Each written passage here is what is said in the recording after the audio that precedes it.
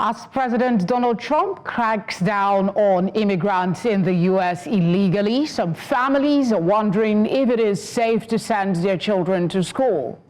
In many districts, educators have sought to reassure immigrant parents that schools are safe places for their children, despite the president's campaign pledge to carry out mass deportations. But fears intensified for some when the Trump administration announced on Tuesday it would allow federal immigration agencies to make arrests at schools, churches, and hospitals, ending a policy that has been in effect since 2011.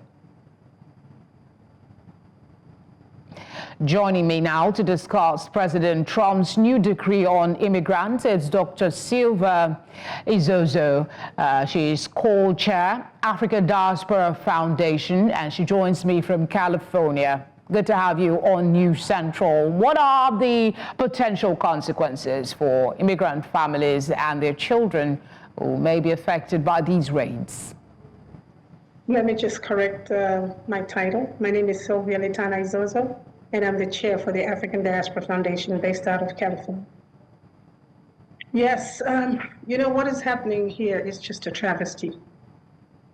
When we were voting, we knew what President Trump had threatened to do, or rather promised us he would do. So why now is everybody crying foul? Because he told us what he was going to do in the beginning.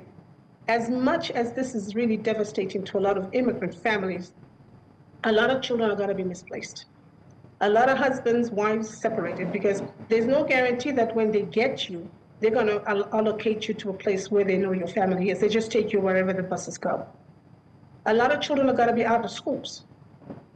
And this is really a detriment to, and very unfair to these children's lives, because they didn't ask to be born here, or they didn't ask to be born off of what we call, quote unquote, illegal immigrants. It's a travesty for most of us, because I'm an immigrant myself from Zambia. I've been in the United States for 40 years. And I've seen what immigration does to devastate families. I've known personal people who have been deported. Their children stay here because one parent maybe is American and the wife is illegal, or vice versa. Now, choice is, where are these children going? Are they staying in the US, or are they leaving with the mother to whatever country it is?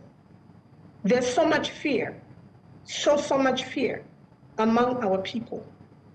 And by the way, it's not only the blacks.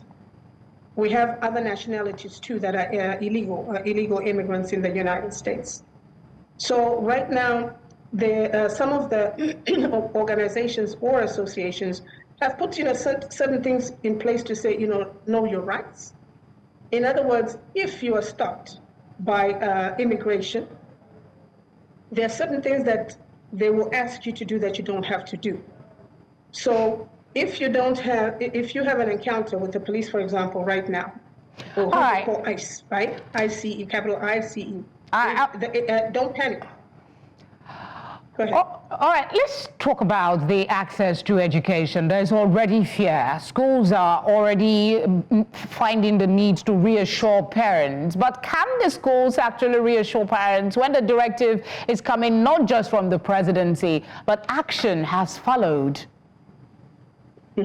No, there's no assurance. I mean, I'm a mother, I'm a grandmother. We've got to be practical and pragmatic about some of these things that, we're looking at today. We knew this was coming. Now, no matter how much you tell me my grandchild or grandson or granddaughter will be safe in class, I can't believe it, because we don't know when ICE is coming. It's not like they announced to say tomorrow, we'll be in area A, tomorrow we'll be in area B. They just bounce once they're in, that's it. They pick up who they pick up. So it's really nerve-wracking not knowing. Can you believe that some of them are not even leaving their homes? They're not going even to the stores. They're so scared because they don't know the next car that they're going to pass, or the next person they're going to meet is ICE. It's really a travesty, because right now there's so much discomfort. It's almost like it's a hide-and-seek game. When are they going to get me? When are they going to get me? There is no assurance that anybody can, I'm speaking for me as Sylvia, there's no assurance that anybody can give me in the schools that my kids will be safe or my grandchildren will be safe. It's just a matter of when. That's what we're waiting for. Is there any foundation for these actions? Does this policy change violate any existing law, constitutional protection, such as the Fourth Amendment or the Equal Protection Clause? Yes, well, according to the Fourth Amendment, actually, of the U.S. Constitution, it protects individuals against unreasonable searches and seizures by the government. This protection applies to all, and I'm going to put ALL in capital letters, individuals within the United States, regardless of their immigration status. The amendment ensures that law enforcement must have a warrant or what they call probable cause to search or seize a person or property.